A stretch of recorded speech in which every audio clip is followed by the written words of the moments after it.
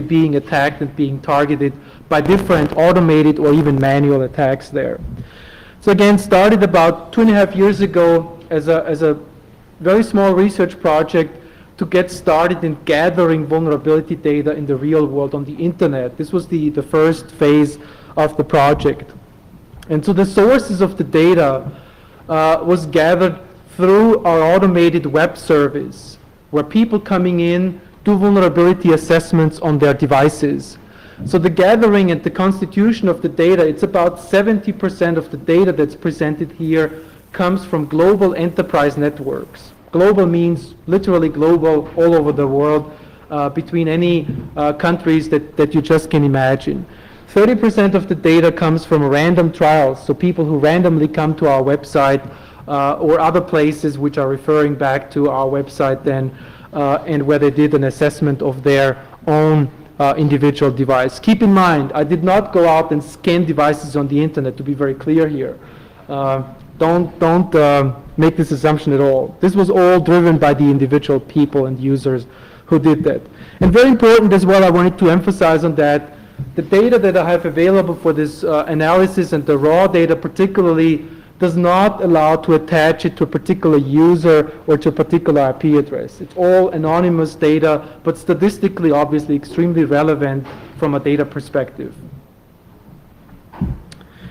Let's take a look a little bit on how this data evolved over time over the past 2.5 years, starting out in the January of 2002 to where we are now. You see here on this graph pretty much the split between internally and externally facing systems. So the blue part of the curve here would be the scan results, the scan data from devices that are externally facing, web servers, mail server, anything that has a footprint on the internet.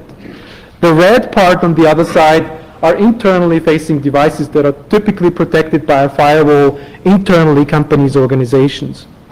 And you may ask the question here, so, well, obviously over the past year a lot of internal scanning was going on. Yes, that's correct, because that's where I started gathering internal data.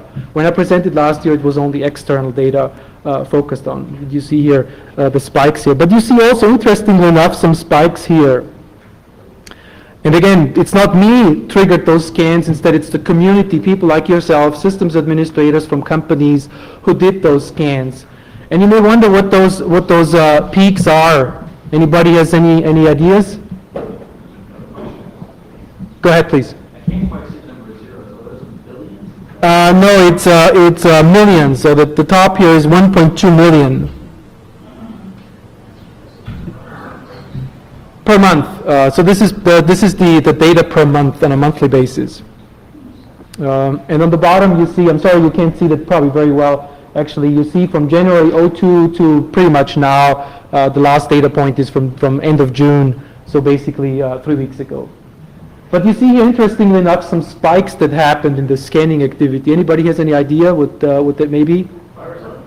Yeah, it's pretty much the two big worm outbreaks that we have been tracking, obviously. As soon as those worms were circulating, Blaster and Sasser, you saw immediately people obviously jumping on the bandwagon and starting aggressively scanning their network. So that's why we have some of the peaks. Keep in mind, all the data that I'm going to show you in a minute here is all normalized against this growth there. So there is no artifacts here from that perspective. Let's take a look a little bit at the raw data, at the raw numbers. So a total of 6.5 million scans of data is available for this analysis. And while the scanner and the scan engine was looking for close to 3,400, or exactly to be precise, 3,374 unique vulnerabilities.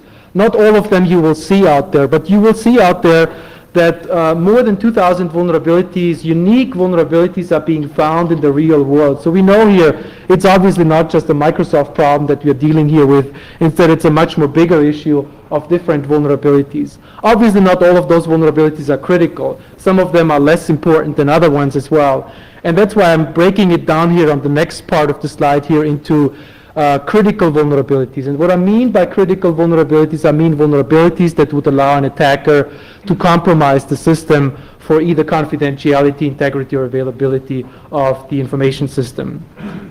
So out of those 6.5 million scans, you see that there was about 3.8 million critical vulnerabilities found, and obviously statistically seen that sounds like a lot of critical vulnerabilities. But if you break it out and think about the fact, and I can tell you some systems on the internet have more than 10, 15 critical vulnerabilities at the same time, you obviously see this a little bit more relative here. And then out of the 1,500 critical vulnerabilities that I was probing, about 1,000 of them unique are really existing in the real world. It's pretty interesting to see that actually happening, that you see so many different vulnerabilities still existing out there. Go ahead.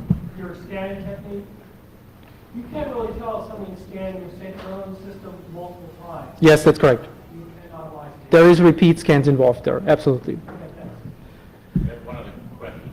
Confidence of particular scans varies dramatically, and I'm wondering, have you attempted at all to look at how, the false positive, false negative rate of the different tests and use that to analyze? Absolutely, very good question. So the question was around the fact how trustful are those individual probes and tests for. And for this specific analysis and for the presentation, I picked specifically only signatures that I know that have an active test involved. That means they are 100% precise from a testing perspective. So I skipped out all the tests that do not have 100% preciseness from a testing perspective.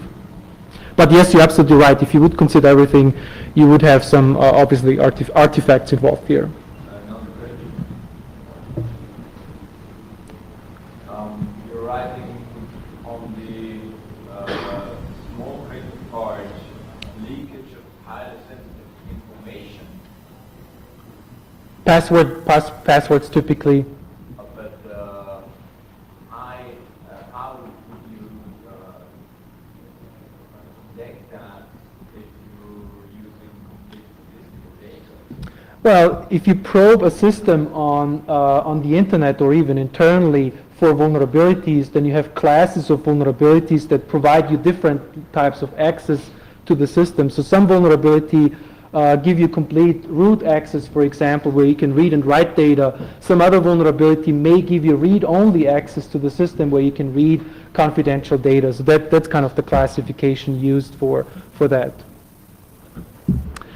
So for looking at the data then, obviously there is lots of data now that we have available as raw data that we can look at specifically.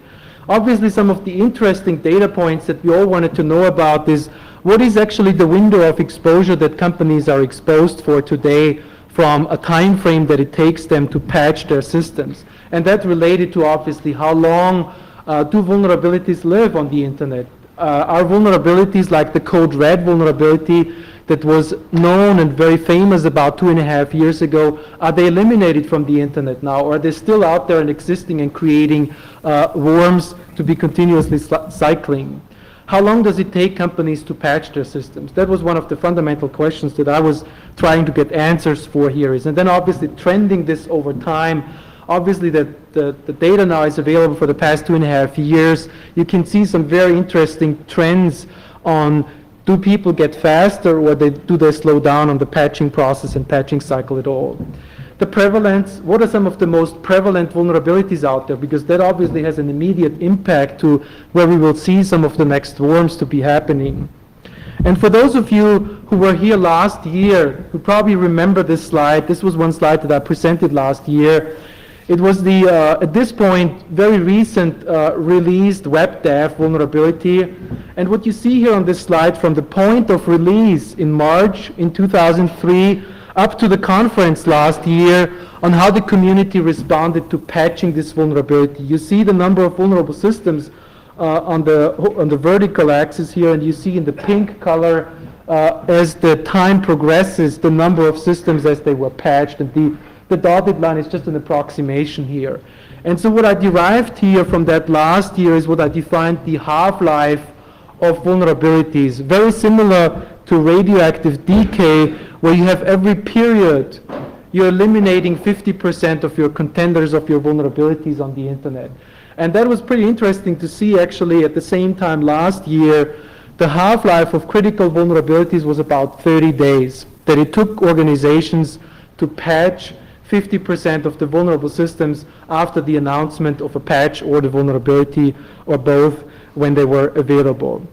And that was pretty interesting to see that actually, and looking at this curve from before here, at this one here, it's interesting to see how it actually continued and progressed after the fact. So let me show you what happened after Black Hat last year. So that's the continuation of this patching process. You would see here the first third of the curve is pretty much what was presented last year, and you see here pretty much the continuation of the patching cycle after the Black Hat conference here in the same way. So it was very clear here that this half-life is pretty true and pretty accurate actually in a way. And when you look at many vulnerabilities, WebDev is just one example of a vulnerabilities. If you look at many different ones, you see exactly the same pattern of behavior here. And you can look at many other ones. This is another one that's quite popular and quite known out there, affecting WFTP. And you see the same pattern of behavior over the past 2 years as people putting the patches on their system. So initially, when the announcements came, patches were put on there. Interestingly enough, now looking more closer, more recent into the more recent data, this is a vulnerability, and I'm sorry you probably can't see the color line, probably not very well here from the back. You see here the ASN1 vulnerability, which was announced in February 2004, this year, just a few months ago here. And interestingly enough, you see the same patching behavior of half-life. And you can draw other examples as well. This is the SASA vulnerability, the LSAS vulnerability that led to the SASA worm. You see the same behavior. Sorry, I'm going to really stupid question. Why haven't these stats actually go up? Sorry, what is that? How have these stats gone up over time? Why are you giving these spikes? Yeah, I will have a specific part to that, so I would like to defer this for the moment. I will come back to that subject very specifically, talking about some of the bumps and why it's going up there. And interestingly enough, if you look at the data of more recent released vulnerabilities, you will see that we made significant progress in eliminating, or not eliminating, but shortening the half-life of those vulnerabilities. And what I can update now is basically, as of now, we have been able to reduce this half-life to 21 days, which is pretty significant looking at the fact. And if you remember, for all of you who were here last year, I put the challenge out to basically bring back the half-life to 15 to 20 days. So I'm pretty enthusiastic and pretty happy to say now that we have been able to bring it back to 21 days. And obviously it's all part of its big part is awareness out there that helped companies to bring back the patching cycle and get the patches out faster to their systems, and therefore obviously eliminating a big part of the window of exposure. And you can do this analysis with many other vulnerabilities. You will see now that we are pretty much down at 21 days. So I'm wondering actually where the physical limits are here, where we can go, where we can take this down this patching cycle to less than 21 days. So let's take a look now on this was again very much focused on externally facing systems, perimeter facing systems, devices that are exposed to the internet. Let's take a look now inside companies' networks. And this is an example of a vulnerability that was highly prevalent internally, and I think there's another one that I brought here, which is another example of a vulnerability that was highly prevalent internally. You see here from the announcement, which was pretty much at the end of last year, close at the end of last year, you see the patching behavior. And you see here, just from the look and feel here, you see that obviously the patching was by far not as aggressive as it was on the externally facing systems. And that's unfortunately one of the bad news here today, that we are talking today about a half-life of vulnerabilities internally of about 62 days. So in comparison to the improvements we made externally from 30 days to 21 days in 1 year, we still have a lot of room for improvements and a lot of work to do on the internal networks. And you see here obviously on this diagram here what kind of difference that makes from an exposure perspective, from a window of exposure perspective for companies to have obviously externally a great half-life, but internally have a significant exposure to their networks of 62 days. Does this make sense? So let me take you now back to the question that you asked before. What is some of the things going on? Why I think some of the things a little bit bumpy here and there? And interestingly, if you look at all these data points, you will see that the majority of vulnerabilities follows exactly the half-life rules, where you have like every period you're eliminating another 50% of the tag here. But interestingly enough, if you look at some vulnerabilities, you see a completely erratic behavior here. And this is an example here of a typical configuration issue of SSL servers out being on the internet that allow clear text negotiation. Another example is the vulnerability that led to the Sasa worm, which you see here behavior that's rather interesting. You see obviously patching very quickly as soon as the worm was hitting. Before, nobody patched, as we all know, before the worm really hit there.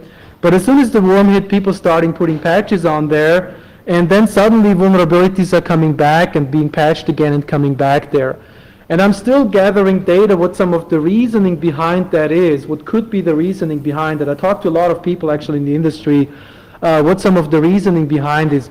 And one of the explanations that some organizations gave me on what their thoughts are about that is the fact that lots of organizations today are still using predefined images to roll out new servers. So basically they build once a year an image that's great and wonderful that they create for their rollout of new servers.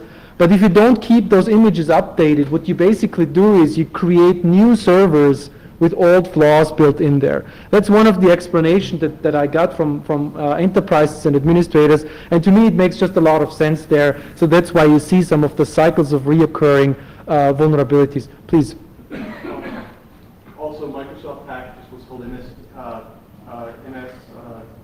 Microsoft SQL Desktop Edition, with a lot of their products, and it comes basically with the standard stock SQL server, runs like the MS SQL Server 88, not patched at all.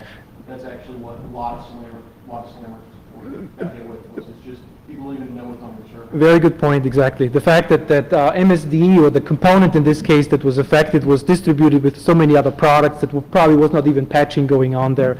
That's why you see some of the erratic behavior. And as I said, it's interestingly enough, it's a very small number actually of vulnerabilities that show this erratic behavior. The majority of them very nicely and very as anticipated and as expected follow the half-life rules there. Obviously what that means here really in this context is that obviously as soon as you have new vulnerabilities reoccurring and repopping up, what you have is obviously you continuously create new food for worms that are popping up there in the same way. And that's one of the next slide that I was tracking here. So this is the number of infected systems being found. I'm not tracking worm instances circulating, to be precise here.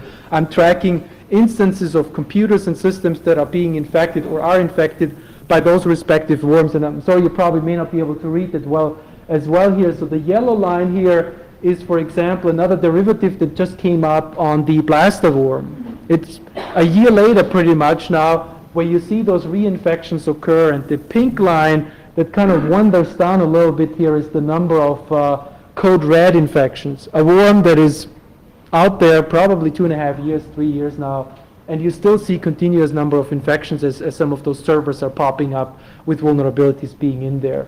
And I see this, obviously what's happening here is we continuously add noise to the internet here, to the layer of internet, where there's a continuous cycle of those worms happening that are continuously to add to this noise on the internet. And that's what I was basically talking about here in one of those conclusions as well, is that some of the vulnerabilities and worms will not go away, unfortunately, as we initially thought about the fact, well, after some patching and patching and patching, at some point in time we will be able to declare a vulnerability for gone or dead, or whatever term you want to use here. But that's unfortunately not the case. So the reality is we will see some of those worms and vulnerabilities popping up again and again and again. Taking a look now on the correlation between a vulnerability being announced and the worms are circulating. It's pretty interesting to see, obviously, and you've probably read a lot in the press about it, how the cycle is shrinking, how the worms are becoming faster and faster. And this is the example of the Sasa worm, where you see in blue the vulnerability, or the number of instances of vulnerable systems. And the scale for this one is on the right side, so you see it's about 60,000 at the top. And then on the left side, you see the number of infections or infected systems following right after that path. And what that really means, obviously, is as the worms are circulating faster and faster, we will see those worms hitting pretty much the first two half-life of vulnerabilities within that time frame. So the first two half-lives are really the most critical time where we obviously need to look at, because that's where obviously those worms have the biggest breeding ground there. And when you do the analysis and the numbers, you see that about 80% of worms and automated attacks are pretty much hitting within those first two half-life periods of critical vulnerabilities. Let's take a look now a little bit differently into the same data. What you see here is a mapping on the horizontal of unique and different vulnerabilities. You remember I talked about 2,000 different vulnerabilities that I found on the internet out. And you see here the mapping of those 2,000 different vulnerabilities, and on the vertical you see the number of instances, or the instances of vulnerable systems. And the numbers here are about 700,000, close to 1 million. And what you see here, interestingly enough, obviously, is there is a big top 10 or top 15 list, as I call them, that are standing out there. And obviously, if you look at this objectively, what we see here in this prevalence graph is fundamentally the fact that if I'm a worm rider, I'm not going to target one of those very low profile vulnerabilities at the bottom end. I'm going to target one of those vulnerabilities, obviously, that have a high prevalency, because that's where I reach the biggest exposure and the biggest impact, obviously. And the interesting thing is, if you look at this top 10 list or top 15 list over time, it's not a static list as we anticipate, obviously, because new high-profile vulnerabilities becoming known, other ones are being patched there. So there is a continuous change and a continuous trend. And I looked into this data as well in 6-month periods over the past 2.5 years. And you can see here that there is obviously a continuous shift of this top 10, top 15 list going on, which obviously leads me to the conclusion that about 50% of those most prevalent vulnerabilities are being replaced by new ones during the course of the year. So that's pretty much the top 10 list that's kind of dynamically moving during the course of the year. And what I mean here by most prevalent and critical, it's obviously those ones that you saw in the graph here as standing out there as the top 10 and top 15. And that really has started me thinking about what can we do to help, obviously, get an understanding in the community. What are those top 10? Because the bad guys know them, obviously. But what can we do in the community to help understanding what are those top 10? So we have started publishing as a service to the community on a regular basis, pretty much on a weekly basis, updated this top 10 list of what are the top 10 most prevalent vulnerabilities. And I'm breaking them out by external and internal vulnerabilities, because you will see there is a significant difference because of the threat profiles are very different internally and externally. And this is, as of today, in real time, the list of the top most prevalent and most critical vulnerabilities on the internet that are out there. And you will see here some interesting candidates. You'll see Apache on there as of today, interestingly enough. Pretty old one, actually. You see obviously lots of Microsoft technologies out there. You see SendMail. Interestingly enough, you still see a candidate that was on last year, writable SNMP. There's many devices on the internet, I can tell you, where you can write into SNMP. It's pretty interesting to see that, actually. Typical configuration error that typically is not caught with the real eye if you don't focus on that specifically, because everybody's so focused on putting patches out, but very often configuration issues are then not considered strong enough. And if you look at the same data internally, you see a similar list here with just different vulnerabilities on there. Obviously, the threat profile is differently, and the types of technologies that we're using internally is different as well. So you see here on the internal list here, technologies like Internet Explorer, very big deal. By the way, those lists are not sorted by within themselves, within the top 10, they're not sorted by number of vulnerable systems, they're sorted by CVE numbers, just to clarify that. Even the list before, the external list, was not sorted by prevalence or by number of systems. It was purely sorted by CVE lists here. And interestingly enough, you see also still lots of RPC-based issues out there. The 3 big RPC vulnerabilities are still on the list here internally as one of the biggest security issues internally. You see Microsoft SQL weak databases, the SASA issue. It's still a big deal out there on internal networks. And it's one of the top 10 contenders here. Obviously, as we continue to publish this list, I think it's going to help the community and be one of the steps, hopefully, that we can do to eliminate further the window of exposure internally as well as externally. So let me summarize now briefly the 4 laws of vulnerabilities as I have updated them this year. The first aspect talking about the half-life of a vulnerability. As I mentioned before, today it's about 21 days on externally facing systems. It's about 62 days on internally facing systems. And this considers only critical vulnerabilities. Obviously, for less important vulnerabilities and less critical vulnerabilities, the situation obviously looks very different. The aspect of prevalence, you remember the fact that those top 10 or top 15 are moving target, and 50% of those most prevalent and critical vulnerabilities are being replaced by new ones during the course of the year. That's why we have started publishing the top 10 list to help the community patch those problems. The third aspect of persistence, the fact that vulnerabilities or some vulnerabilities will not go away anytime soon. And lastly, the aspect of exploitation, where about 80%, that's today, 80% of automated exploits and worms are targeting the first 2 half-life of critical vulnerabilities. And that's pretty much summarizing up the laws of vulnerabilities. So there would be no presentation with a challenge that I wanted to put out there. And you remember I put out the challenge last year on the bringing back the half-life on external vulnerabilities. And I think this year it's time about to look at how can we reduce the half-life of internal vulnerabilities.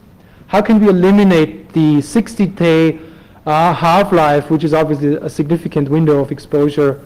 And I'm suggesting to bring back this half-life of 60 days, bring it back to 40 days on internal networks. You think this is realistic? Please. Do you have a breakdown of the number of machines that we're talking about in terms of percentage of a whole? So say you've got your internal plus your external, some of those, what percentage are internal versus external? I will go back to the very, very early slide. You can see it's probably, I would say, nowadays, because the internal picked up significantly, I think the internal data is probably twice as much as the external data when you take a spot check at the moment. In terms of numbers of boxes at the moment? Correct, correct. A lot of internal systems will be affected too. You have your images, but a lot of organizations also have patch servers, so their image is there. They have their latest patches there that it can be done right away. Absolutely, So, absolutely. 3 years down the line. True. Do you have this data cross-reference to size of organization? So that is it a medium-tier business issue, or is it a Fortune 500 issue? No. I have no way to attach this data to either an IP address, to a user, or even to an organization. It's just purely statistical data, so I would obviously, I think it would be great to make some analysis on either geographies and those kind of things, but unfortunately the data that I have available, that is available to us and to me, does not provide any of that details. Does the existence of a worm affect the half-life of vulnerability? I think it does it indirectly, because what it does, it basically, obviously, as we saw on the number of scans that were triggered, it immediately triggered a frenzy of scanning, and therefore it obviously triggered a significant uptake on the number of scans and therefore the action. So I think there's an indirect response to a worm, but I don't think there is a direct response. And by the way, I believe a big part of why we have been able to reduce the half-life from 30 days to 21 days is exactly in the fact that we saw some high-profile worms last year that obviously created tremendous awareness. I think personally, in order to accomplish that goal here, to reduce the half-life to 40 days, I think there is 3 things that need to happen. The first is, I think, awareness. I think the awareness needs to happen, that people need to be aware about data like that, or the issue that we have a significant window of exposure internally. The second is, people need to be able to prioritize vulnerabilities. There is no way that you can fix every single vulnerability. It's completely unrealistic. You have to focus on what's most important. And you have to focus on what's most important in your context, in your business context, in your environment context, because you may not run this type of technology that's highly prevalent there. So that's a very important part as well, the ability that you can identify on your environment what's most critical to you. And the third aspect I think that we need to look into is the level of automation that companies need to rely on to accomplish that goal. The time is over where you have done once a year or twice a year, manually looked at your networks for security holes and did some patching here and there. There has to be an automated process that supports and facilitates that capability. And I think if we do those three steps, the awareness, the prioritization, and the automation, then I think we will be very, very able to bring back this half-life back to 40 days, which hopefully is what I'm going to be talking about next year at the conference here to give an update on the state and talking about the radical improvement that we made over 2004 internally. Please. Have you gotten any data points? I noticed a lot of these things are dealing with products that have not had a new major version released.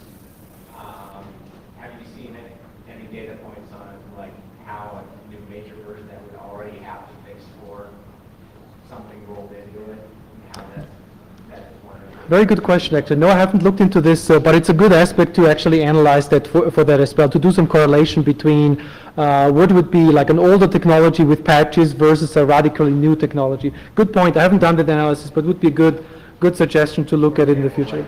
SQL Server hasn't come out with anything new this year, but they're going to be coming out with something soon. Right. They would supposedly already be slam free. Right. No, good. Hopefully. Please. Along the same lines, correlation data around service packs would be really interesting, because I know a lot of people don't stay on their patches, but they do stay on their service packs. Sure. And if there's always a big drop around those too, I mean, it would kind of be interesting to see if maybe the discipline is more on our side, because we're not staying on the patches. We're just choosing to, rather than make a lot of little effort throughout the time period, it's more, we like to do big gargantuan efforts, twice a year or once every 3 months. Sure. I was mostly focused on individual vulnerabilities that had some high-profile impact on the industry, but I think it's a valuable point as well to look specifically from a service pack perspective. So I think in summarizing up some of the actions we can take, obviously the very good news here is we made significant progress on the external side, and that's fantastic news. I think that we have been able to reduce that from 30 days to 21 days.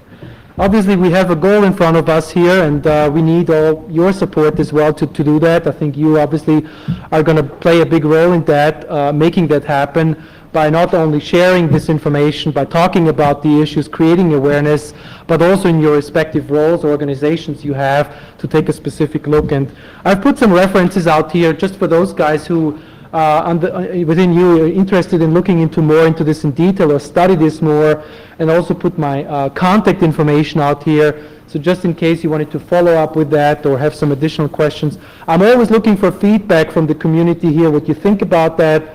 What you think about that research, about these data points, and what we can do differently and better as well. Please. I have a question. Does this data somehow account for local client systems or internal vulnerabilities, remote users? Let's say somebody takes a lot of data from the field, and a lot of times, I think most major corporations will patch remote machines simply because they don't have access to full-time data. Yeah. So to answer your question, the question was related to how does this data points consider the aspects of like a moving user that's somewhere out on the internet versus on the internal network. So from a methodology perspective, the scanning separates between devices that were at the moment when they were scanned internally at the firewall and when they were externally to the company's firewall. So there could be a situation where one device is in both sets here included as well. Is there any overlap between your top catalyst and the SaaS top 20? There is actually, I'm a member of the SANS 20 working group, so there is obviously a big overlap there, and I'm providing this obviously to the SANS 20 working group as well. There is, the SANS 20 is more grouped by categories of vulnerabilities. This is more specifically targeted to individual, specific, high-profile vulnerabilities. The SANS 20 is more a collection of groups of vulnerabilities, and one of the groups that's in the SANS 20 is, for example, Internet Information Server. Another group is Internet Explorer. So there is a high degree of overlap, obviously, and I would call this top 10 a subset of what the SANS 20 is, with a more focused on specifically what's hot today because it may change tomorrow. It's more a real-time dynamic index that's being updated. If I understand correctly, this is a self-selecting sample set. And if we assume that the people who scan their systems proactively are more interested in security than average, do you think your data would imply that the internet is actually more dangerous? Or do you think your data implies that the internet is safer than average? Yeah, very good question. The question was related to the fact, as this is a self-selecting sample of results and data, do I believe is the real world actually worse than what we're talking about here? And my opinion is absolutely. I think what we obviously have here, we have some not statistical errors, but errors in a sense that the results that we see here are probably beautified by the fact that those people who do the scanning already probably are already over the awareness level. So I think that there is probably some other data out there that would be interesting to look at that probably looks very different in a sense for those organizations who don't even have the awareness yet. If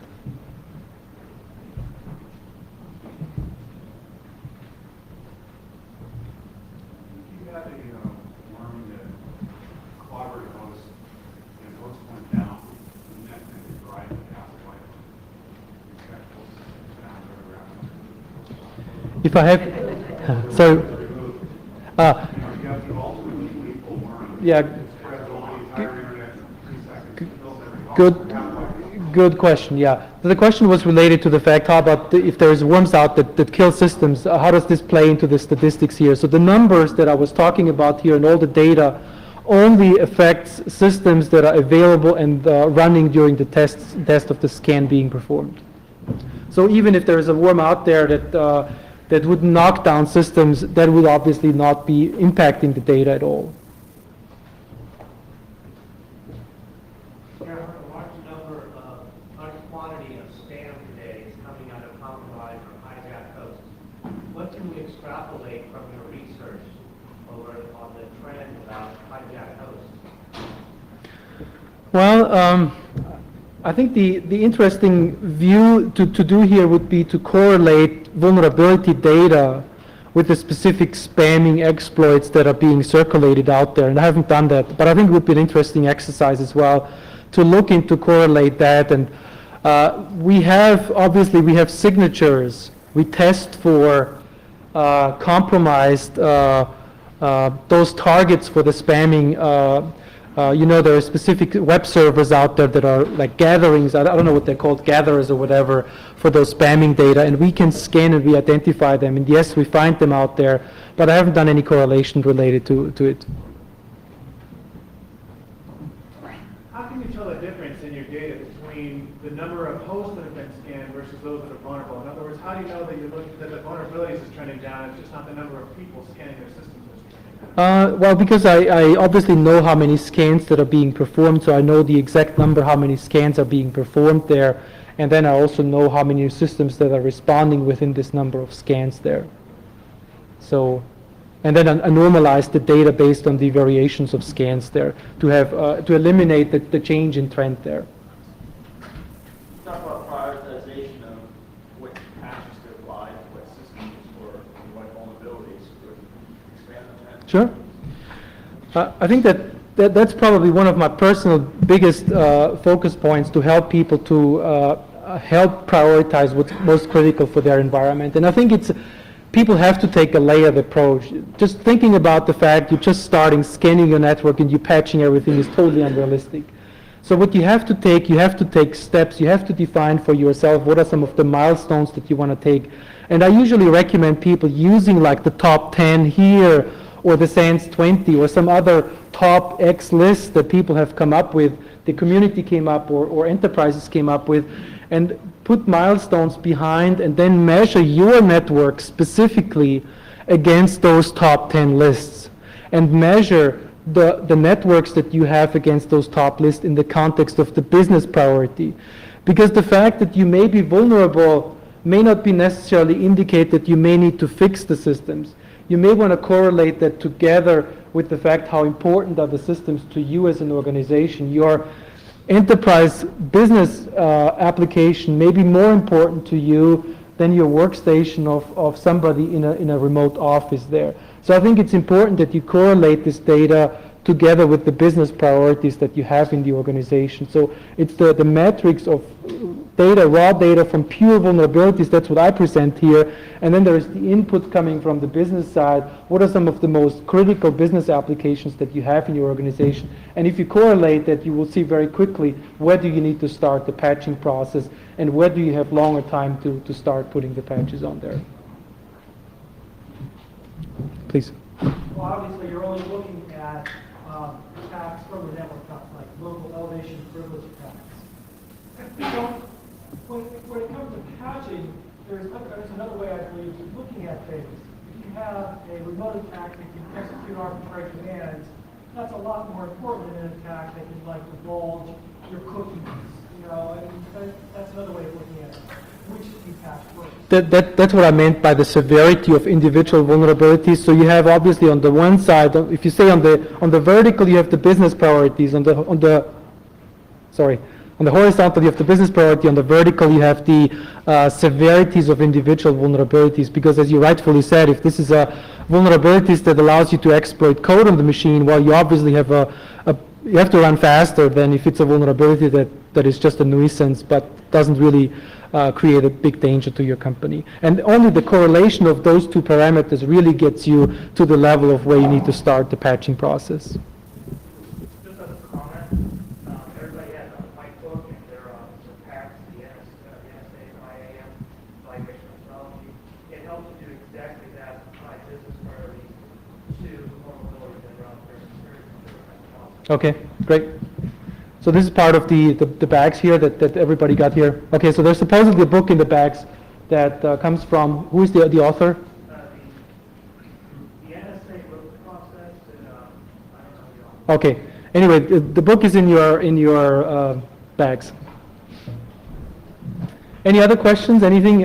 What's your general thought? Your general response? I'm just very curious on seeing what you think about it and what we can do, also some ideas what we can do next. Hopefully we have some continued dialogue on this subject here. Please. I agree. It's great that the half-life went down, and it really sucks big time that our internal networks is so much larger. It just doesn't make any sense at all. Yeah. Well, I think personally, my reasoning behind this, I think that some of the challenges that companies are facing today is just the fact that you have externally maybe 50 systems to patch, but internally you may have 50,000 systems to patch, and I think that's part of the issue why people are very focused and very attached to the perimeter devices and external devices and DMC devices, but then when it comes to internal devices, there is obviously challenges there.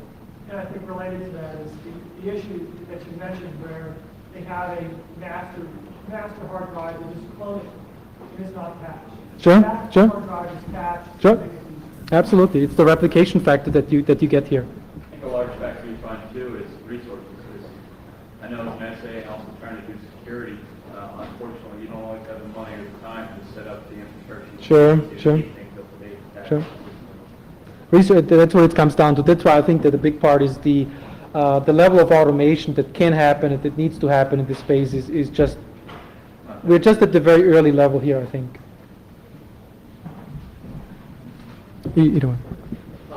To add to that, I think that a lot of the vendors, the software companies, Microsoft and the various flavors of INX out there don't really do a good enough job advertising mitigation, ways to mitigate rather than just all out. Patching is hard. Patching typically requires a reboot, requires some kind of automated process to do in scale. It's not the easiest task in the world. So I think that at the same time, deploying a reg key via a AD policy change that would actually stop the exploits with the tracks. Sure. And I don't think the vendors do nearly enough advertising or evangelism around that. Mm-hmm. Instead of trying to, the answer being block it, the answer is do this by yourself 3 months and then patch it. Agreed.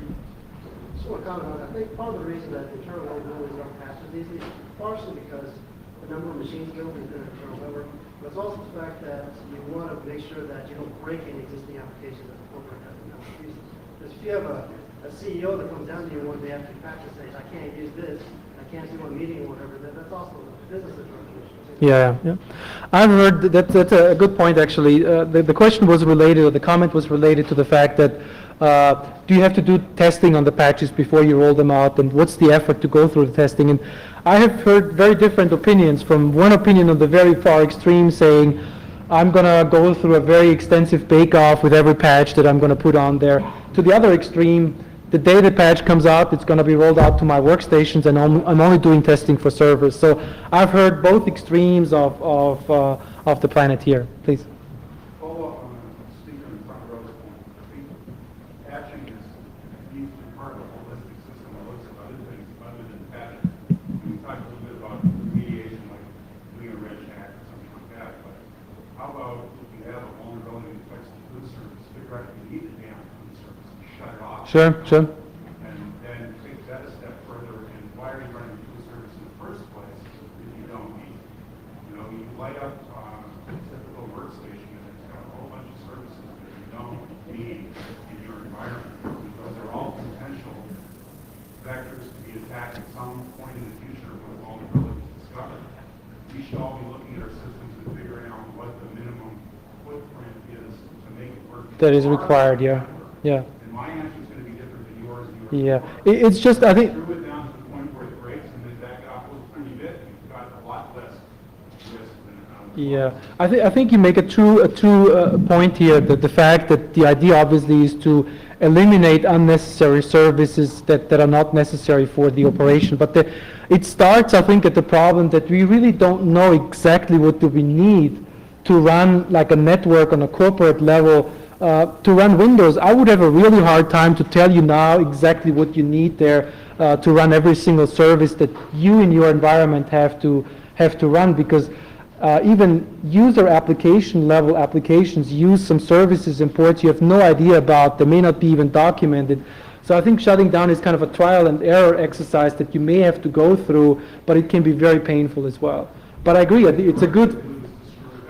Yeah, exactly. How are you possible to do that with some sort of system for auditing? Yeah. Scale across 50,000. Exactly. Figure it out. I know many companies that have policies or procedures in place where they say, well, in my environment, I'm not tolerating VNC. But how do you enforce that? That's I think, a big part of the question. You have to regularly and methodically, obviously, audit and assess your network. And again, as I said before, the time where you do 1 or 2 audits a year is obviously history. You have to do this obviously much more frequently and much more regularly to keep up with the changing infrastructure that we are dealing with here. Please. With the window from discovery of a vulnerability to actually having an exploit, getting smaller, would we naturally expect to see your half-lives come down? That's what I hope. I mean, this is the first year I have internal data, so that's a spot check of this past year with 62 days, because last year, I just started last year gathering internal data, so hopefully next year, with the continuous evolution of worms and those kind of threats, we'll probably see some downtime by nature, but hopefully a big part of it comes as well by the fact of awareness that we all can create here, and that we can help the community to emphasize on how important it is to bring back the half-life of internal vulnerability. Something I see maybe covering the surface is the fact that some people may be reflecting people that are complacent and doing nothing.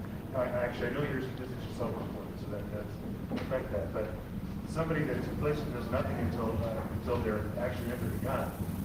You're going to see that number starting to drop down too, because you're going to get more often. Sure. I have to agree a little bit with the other speakers that when we start talking about internal systems, while ideally it would be desirable to patch, particularly unbounded systems which we have no control, ultimately though, we have to look at policy reinforcement and remediation. Because, for example, even in a best system, let's say it requires 10 man-minutes per machine per month to do this. Okay, that's 2 man-hours. That's a 0.1% loss of availability. That, I mean, if you really brought that up to CIO, that would be unacceptable. I mean, the only way you're going to get beyond that barrier is through remediation and policy enforcement, which is not full-set action. Yeah, I mean, remediation in many ways, I did not necessarily imply when I was talking about patching. Patching to me is also registry key or some other means of eliminating the exposure. I'm not necessarily just always recommend and say, well, you have to put the patches on. Even in my data set, I have no way to figure out if this was patched through a registry key or through a firewall that's put in front that blocks support or through some other means. So I'm not necessarily implying, and I agree, I'm not implying that there's always has to be the patch is always the best solution. No, I think my point is, though, that when we start looking to the interior versus perimeter systems, Yeah. which are kind of bound with our applications and such, Sure. we may need a different set of tools to bring that happen. You mean to more automate the process, or? Yeah. Yeah, I agree. I agree. And I would disagree. I think there's a lot of tools out there already. I've actually researched this. Nice example, San Diego Computing Center, where they have about 400 Windows boxes, 370 Unix boxes, 5 different flavors, and they're patched all the time. And the deal is, if you're not patched, you don't get on there until the Yeah, yeah. right? The big problem is getting this going in the first place. Once you've got it going, you get everything at a certain patch level, then you bring a patch, test to make sure it works, and then you have your tool to push Yeah, it out. keep it up and running. I agree. Keep it up and running is much easier than going over the first hump to get to the level of where you need to be. That first hump- Yeah, yeah. Because it means also in many ways it means getting rid of all the Windows 98 and Windows 95s and whatever crap we have out there that obviously is not, we're not going to be able to secure. There is definitely an issue, and maybe what you gotta argue is, if we don't do this, it's gonna be more difficult than we have to do cost. But I would say one of your statements actually proves the point. You pointed out that by policy, they don't flow through the hoops. They're not access. So policy enforcement is a key component of what they're saying. Now it's my. What do you think?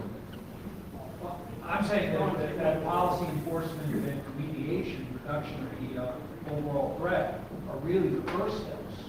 You patch after you have policy. I don't think you guys are talking different things. I think you're saying the same thing in different words. Very good. Any other questions? Well, if not, I thank you very much for... Yes, there was one more question.